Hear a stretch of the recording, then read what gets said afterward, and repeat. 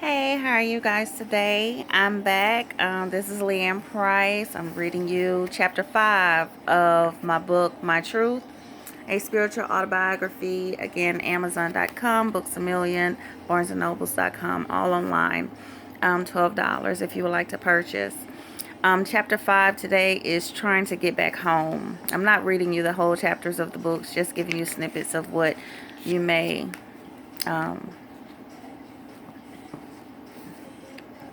just to give you a little insight. So, we'll get started. Chapter 5 is not that long, but it was necessary. So here we go. Although we both apologized, I still kind of kept my distance.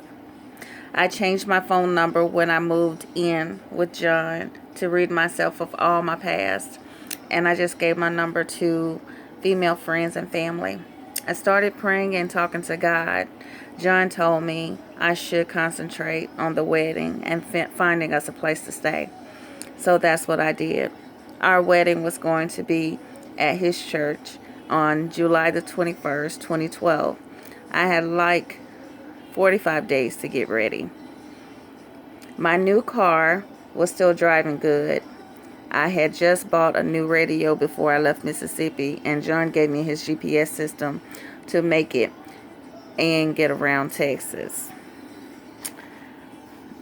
So the girls and I started going to Macomb Library, Walmart, the local pharmacy, because at age 2 I found out Haley had asthma. That was another thing I didn't like about being in Texas. All of my Mississippi things were not valid, especially Medicaid. Okay. That's all I'm going to read from that chapter. This chapter is basically talking about a turning point in my life where, you know, that year I had moved, I believe, 6 times. I moved me and my babies from this house to this house to this house. And I couldn't be still. I was just constantly moving somewhere, constantly uprooting my kids. No stability anywhere. I wasn't happy. Everywhere I moved, there was something that I wasn't happy about, and I just jump up and go. And we can't be that way. In life, we have to also endure bad things. So, it's like you have to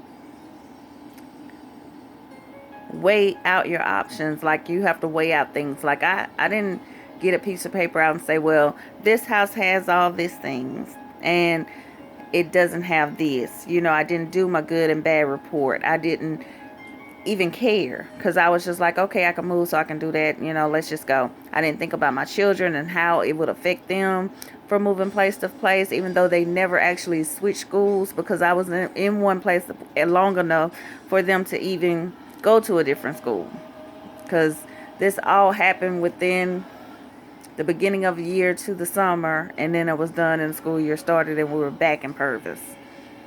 Crazy, I know, but I vowed not to leave Purvis again. Like, this is it. And if I do leave Purvis, wherever I move to, that's it. Like, I'm not going to continue that lifestyle because it's a hard one to keep up. So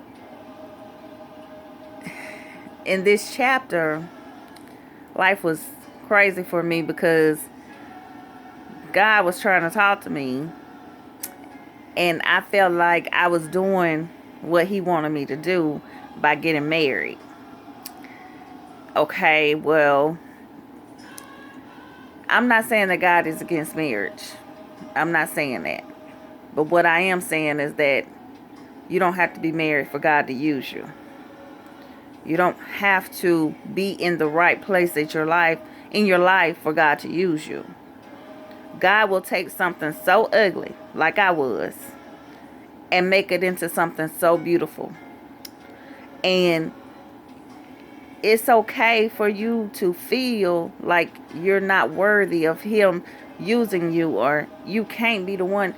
He wants those that are struggling and those that are going through so much, because how can you see somebody transition if they're the same? So if God choose somebody that's already got it going on and already doing everything they need to do, when they transition to what God is going to make them in the future, it shouldn't look the same. So he wants those that's doing bad, those that are, barely making it, on drugs, whatever it may be, have addictions of whatever kind, or that feel like, they can't trust God, or that they're not looking for God. He wants those, because when he transition them and make them into something else, you're going to see it. It's just going to be like that ugly caterpillar turning into that beautiful butterfly. That's what God wants you to see, because he is so able.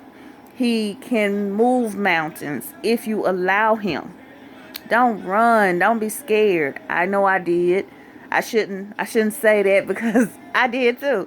But time is running out, and you might not have as much time as I had.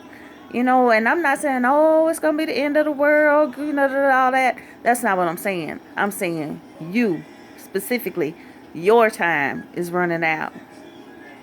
Eventually, it's going to be more days that's behind you than it is in front of you. That's what my pastor always says.